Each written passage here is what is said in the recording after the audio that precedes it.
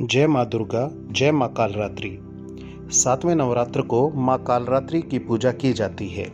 एक वीणी जपा कर्णपुरा नग्ना खर स्थिता, लंबोष्टि कर्णिका कर्णी तैलाभ्यक्त शरीरिणी, वाम पदोल सल्लोह लता कंटक भूषणा, वर्धन मूर्ध ध्वजा कृष्णा कालरात्रिर्भयंकरी। माँ दुर्गा के 7वें स्वरूप को कालरात्रि के नाम से जाना जाता है। माँ कालरात्रि का स्वरूप देखने में अत्यंत भयानक है, लेकिन ये सदैव शुभ फल देने वाली ही मानी जाती हैं। इसी कारण इनका एक नाम शुभंकरी भी है। दुर्गा पूजा के 7वें दिन माँ कालरात्रि की पूजा का विधान है। इस दिन साधक का मन सहस्रार चक्र में स्थित रहता है। उसके लिए ब्रह्मांड की समस्त सिद्धियों के द्वार खुल जाते हैं। इस चक्र में स्थित साधक का मन पूर्णतः माँ कालरात्रि के स्वरूप में अवस्थित रहता है। माँ कालरात्रि दुष्टों का विनाश और ग्रह बाधाओं को दूर करने वाली है, जिससे साधक भयमुक्त हो जाता है। दुर्गा सप्तशती का 11वां अध्याय। देवताओं द्वारा देवी की स्तुति एवं देवी द्वारा देवताओं को वरदान। ओम। मेधा ऋषि बोले, देवी जी ने जब दैत्यराज शुंभ का वध कर दिया, तब इंद्रादि सभी देवता अग्नि को आगे करके अपने मनोरथ सिद्धि के लाभ से सभी दिशाओं को दमकते हुए मुख कमलों से प्रकाशित करते हुए कात्यायनी देवी की स्तुति करने लगे। देवता बोले, हे शरणागतों के दुख हरने वाली देवी, हम पर प्रसन्न होइए। हे सारे संसार की माता, हे विश्वेश्वरी, विश्व आप हो। हे देवी, आपने इस सारे जगत को मोहित कर रखा है। पृथ्वी पर आपकी प्रसन्नता से ही मुक्ति का लाभ है। हे देवी, संपूर्ण विद्या में आपके ही भिन्न स्वरूप हैं। संसार की सब स्त्रियां आपकी ही मूर्तियां हैं। हे जगदम्बे, आपने ही सारे संसार को व्याप्त किया हुआ है। आपकी स्तुति क्या हो सकती है? आप तो स्तुति से परे एवं परावाणी हो, जबकि आप सबकी आधार, स्वर्ग एवं मुक्ति देने वाली हो। इसी से आपकी स्तुति होगी। आपकी स्तुति के लिए अन्य कौन सी उत्तम उक्तियां हो सकती हैं? संपूर्ण जनों के हृदय में बुद्धि रूप होकर निवास करती हो। हे देवी, स्वर्ग तथा मोक्ष देने वाली नारायणी, आपको नमस्कार है। हे देवी, आप चर अचर की स्वामिनी हो। आप ही एकमात्र संसार का आधार हो, पृथ्वी स्वरूप में विराजमान हो। देवी, आपका पराक्रम अलंघनीय है। आप ही जल स्वरूप में स्थित होकर इस सारे संसार को तृप्त कर रही हो। अनंत पराक्रम वाली आप ही वैष्णवी देवी हो। सारे संसार की परम बीज माया, विश्व का उपसंहार करने में समर्थ। हे नारायणी देवी, आपको नमस्कार है। हे देवी, आप संपूर्ण मंगलों को देने वाली मंगला, सभी अर्थों को सिद्ध करने वाली शिवा हो, शरणागत रक्षक हो, 3 नेत्रों वाली हो। हे नारायणी, आपको नमस्कार है। आप ही सृष्टि, स्थिति एवं संहार करने में सनातनी शक्ति स्वरूप हो। आप सर्व सुखमयी एवं गुणों का आधार हो। हे नारायणी देवी, आपको नमस्कार है। शरण में आए हुए शरणागतों, दीन दुखियों की रक्षा करने में संलग्न, सबके संकट निवारण करने वाली, आपको नमस्कार है। हे नारायणी, आप हंसों से जुते हुए विमान पर विराजमान ब्रह्माणी के रूप को धारण करने वाली, कुश से अभिमंत्रित जल छिड़कने वाली नारायणी देवी, आपको नमस्कार है। माहेश्वरी रूप में त्रिशूल, चंद्रमा और सर्पों को धारण करने वाली, महावृषभ वाहन वाली नारायणी, आपको नमस्कार हो। शंख, चक्र, गदा आदि उत्तम अस्त्रों को धारण करने वाली वैष्णवी शक्ति रूप हे नारायणी, आपको नमस्कार है। हाथ में भयानक महाचक्र धारण किए, दाढ़ों पर पृथ्वी को धारण करने वाली वाराह रूप धारिणी नारायणी, आपको नमस्कार है। भयानक नरसिंह का रूप धारण करके दैत्यों को मारने के लिए उद्यमशील, त्रिभुवन की रक्षा करने में परायण नारायणी, आपको नमस्कार है। हजारों उज्जवल नेत्र धारण करने वाली, मुकुट धारिणी, महावज्र धारिणी, वृतासुर के प्राण हरने वाली इंद्र शक्ति रूपा नारायणी, आपको नमस्कार है। शिव दूती के स्वरूप में दैत्यों की बड़ी सेना को नष्ट करने वाली, महाशब्द करने वाली, भयंकर रूप वाली नारायणी, आपको नमस्कार है। भयानक दाढ़ों के कारण विकराल मुख वाली, मुंडमाला से विभूषित, मुंडों का मंथन करने वाली चामुंडा नारायणी, आपको नमस्कार है। लक्ष्मी, लज्जा, महाविद्या, श्रद्धा, पुष्टि, स्वधा, ध्रुवा, महारात्रि, महाविद्या रूपा नारायणी, आपको नमस्कार है। मेधा, सरस्वती, ऐश्वर्य रूपा पार्वती, महाकाली, संयमशीला, सर्व स्वामिनी हे नारायणी, आपको नमस्कार है। सर्वेश्वरी, सर्वशक्ति युक्त हे दुर्गा देवी, हमारी भय से रक्षा करो। हे देवी, आपको हमारा नमस्कार है। यह आपका सौम्य मुख 3 नेत्रों से विभूषित और सुंदर है। हमारी सभी भयों से रक्षा करो। हे कात्यायनी, आपको नमस्कार है। हे भद्रकाली, सभी दैत्यों को नष्ट करने वाली, भड़कती हुई अग्नि की ज्वालाओं से महाभयानक आपका त्रिशूल हमारी भय से रक्षा करे। हे देवी, आपको नमस्कार है। अपने शब्द द्वारा सारे संसार को प्रेरित करके जो दैत्यों के तेज को नष्ट कर देता है, वह आपका घंटा जैसे माता अपने पुत्रों को पापों से बचाती है, वैसे ही हमारी रक्षा करे। हे चंडिके, आपके सुंदर हाथों की तलवार हमारा मंगल करे। हम आपको प्रणाम करते हैं। हे देवी, जब आप प्रसन्न होती हो तो संपूर्ण रोगों को नष्ट कर देती हो। क्रोध करने पर सभी मनोरथ एवं कामनाएं नष्ट करती हो। आपके आश्रित मनुष्यों पर कोई संकट नहीं आता। आपके आश्रित मनुष्य दूसरों को भी आश्रय देते हैं। हे देवी, आपने जो आज इन धर्मद्रोही असुरों का नाश किया है, वह अपने स्वरूपों को अनेक शक्ति रूपों में विभाजित करके किया है।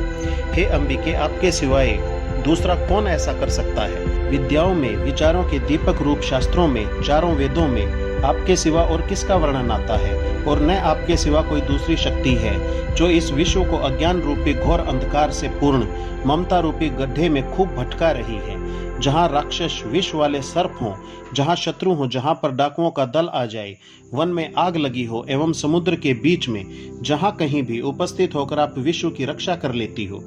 हे विश्वेश्वरी, आप विश्व की रक्षा करती हो। विश्व रूप होकर विश्व को धारण करती हो। आप विश्वेश्वर से वंदनीय हो। जो मनुष्य आपको भक्ति पूर्वक नमस्कार करते हैं, वे विश्व को आश्रय देने वाले हो जाते हैं। हे देवी, आपने जिस प्रकार इस समय दैत्यों के वध से तुरंत हमारी रक्षा की, इसी प्रकार नित्य ही हमें शत्रुओं के भय से बचाइए। प्रसन्न होइए और जल्दी से सारे संसार के पाप नष्ट करिए। पापों से उत्पन्न महामारी आदि उपद्रव भी दूर कर दें। हे देवी, विश्व भर की पीड़ा को दूर करने वाली, शरण में पड़े हुए मनुष्यों पर प्रसन्न हो जाओ। त्रिलोक निवासियों की पूजनीय मातेश्वरी, सब लोकों के निवासियों से स्तुति की गई मातेश्वरी, सब लोकों को वरदान दीजिए। देवी बोली, हे देवगण, मैं वर देने को तैयार हूँ। जो आपकी इच्छा हो वर मांग लो। संसार के उपकार हेतु वर मैं अवश्य देती हूँ। देवता बोले, हे सर्वेश्वरी, आप त्रिलोकी की समस्त पीड़ाएं शांत करें और इसी प्रकार हमारे शत्रुओं का भी नाश करें।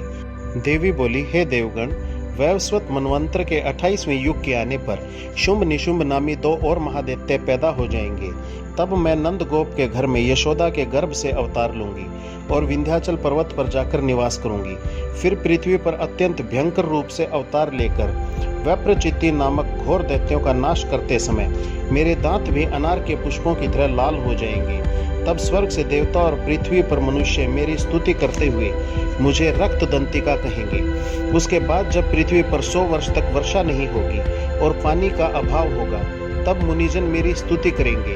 उस समय मैं अयोनिजा रूप में प्रकट होंगी। मैं अपने 100 नेत्रों द्वारा उन मुनियों को देखूंगी। तब मनुष्य मेरा साताक्षी नाम से कीर्तन करेंगे। हे देवता, उस समय सारे संसार को जब तक वर्षा नहीं होगी, तब तक मैं अपने शरीर से उत्पन्न शाकों द्वारा पालूंगी। पृथ्वी पर शाकुंभरी नाम से मैं विख्यात होंगी।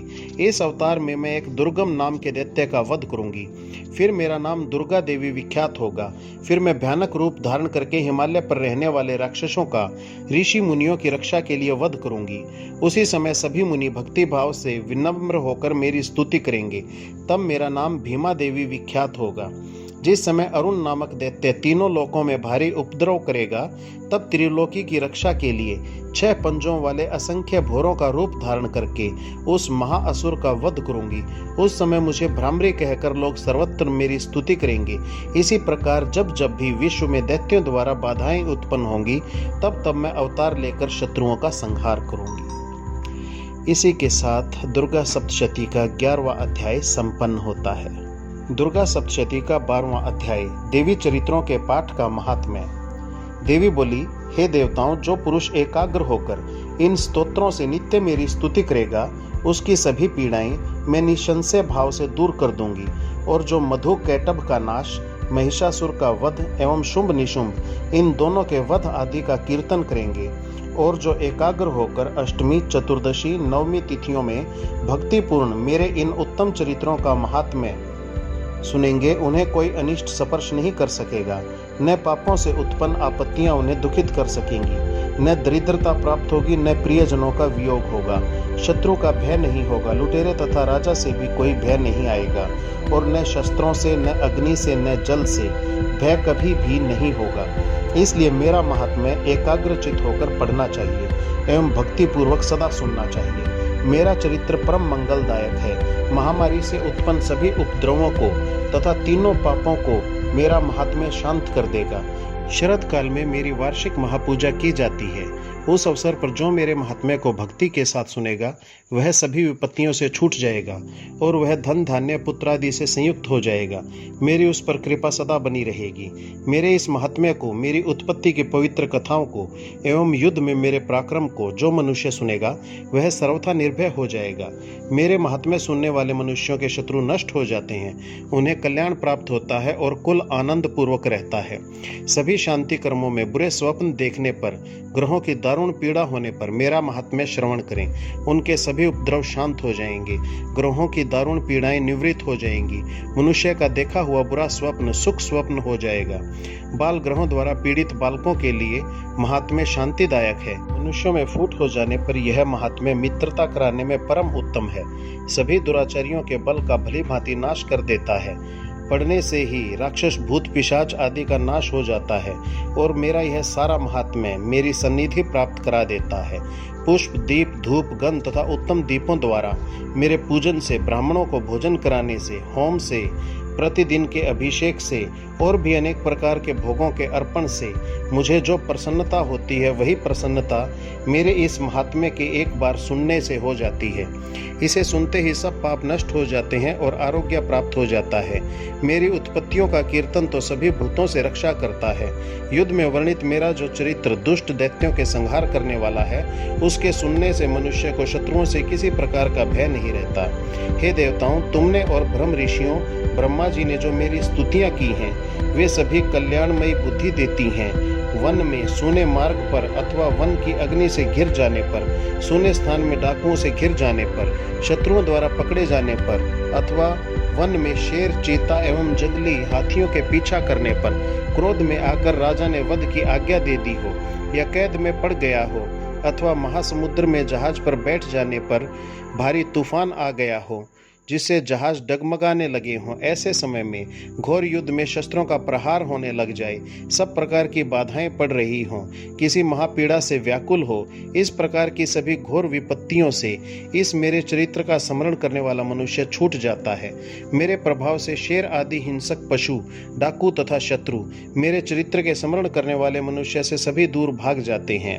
ऋषि बोले, इतना कहकर भयंकर पराक्रम वाली भगवती चंडिका सभी देवताओं के देखते देखते वहां पर अंतर्ध्यान हो गई। सभी देवताओं ने निर्भय होकर पहले के समान अपने अपने अधिकार प्राप्त किए तथा अपने अपने यज्ञ भागों को प्राप्त किया। हे राजन, बाकी दैत्यों का हाल सुनिए। जब देव शत्रु शुंभ युद्ध में मारा गया, जो इस संसार में विध्वंस पर तुला था, जो अतुल भयंकर महापराक्रमी था, उसके मारे जाने पर और फिर महापराक्रमी निशुंभ के भी मर जाने पर बाकी बचे खुचे दैत्य पाताल में भाग गए। हे राजन, इस प्रकार भगवती जगदम्बिका नित्य स्वरूपा देवी पुनः पुनः प्रकट होकर संसार की रक्षा किया करती हैं। यह देवी जी विश्व को मोहन करती हैं, वही संसार को पैदा करती हैं। उनके आगे प्रार्थना करने पर यह देवी निश्चय ही संतुष्ट हो जाती हैं, फिर ज्ञान एवं रिद्धि प्रदान करती हैं। हे राजन, उसी ने ही सारे संसार को व्याप्त कर रखा है। महाप्रलय काल में महामारी के स्वरूप से ही यह देवी ब्रह्मांड भर में व्याप्त हो जाती हैं। वही देवी समय समय में महामारी का रूप धारण करती हैं। अजन्मा होते हुए भी वह सृष्टि रूप हो जाती हैं। वही सनातनी देवी समय समय पर प्राणियों का पालन किया करती हैं। मनुष्यों की उन्नति समय में वही देवी घर में वृद्धि दायिनी लक्ष्मी का रूप बनकर स्थिर हो जाती हैं। फिर अभाव के समय विनाश के लिए अलक्ष्मी भी बन जाती हैं। पुष्प, धूप, गंध आदि सामग्रियों से पूजा करके फिर स्तुति करने पर यही देवी धन, पुत्र, धर्म में मति, शुभ गति आदि प्रदान करती हैं। यहाँ दुर्गा सप्तशती का 12वां अध्याय संपन्न होता है।